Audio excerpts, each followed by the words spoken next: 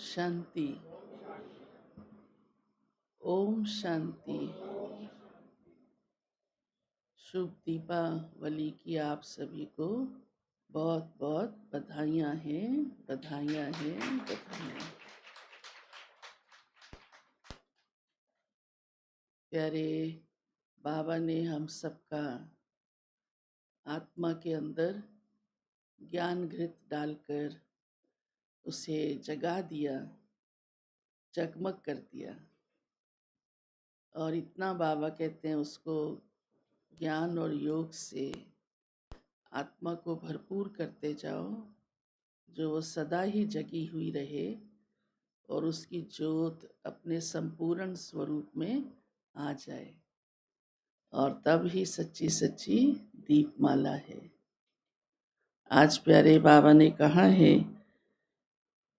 कि ईश्वरीय नशा जिनको रहेगा, क्योंकि हम ईश्वर बाप के बच्चे हैं, तो वो नशा रहना ही चाहिए।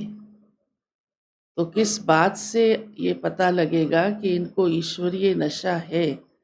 उनके जीवन की कौन सी शोभा विशेष दिखाई देगी? तो प्यारे बाबा ने कहा है कि सेवा से ही ये पता चलता है कि इसको ईश्वरीय नशा है, क्योंकि सेवा ही अब तुम्हारे जीवन की शोभा है। सेवा नहीं तो जीवन शोभायमान कैसे लगेगा? क्योंकि ईश्वर बाप आया है और उसके हम बच्चे कहलाए हैं, तो बच्चा माना तो बाप का नाम रोशन करने वाला होना चाहिए। और सेवा से ही हम बाबा का नाम रोशन करते हैं। इसलिए बाबा ने कहा, जिनको ये निश्चय है कि शिव बाप की मैं संतान हूँ, तो उसकी चाल चलन, कैरेक्टर सब कुछ वैसा होगा।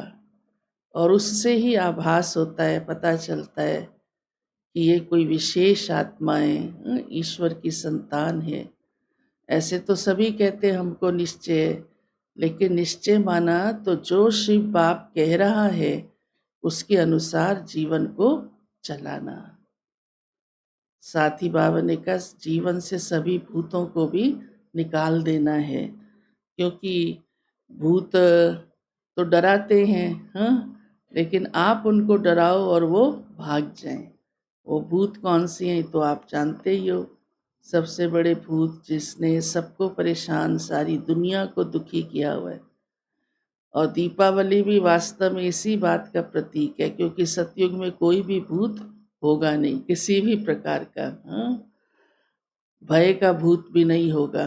आजकल सबसे ज्यादा विकारों का भूत तो है ही, लेकिन भय का भूत भी कम नहीं है।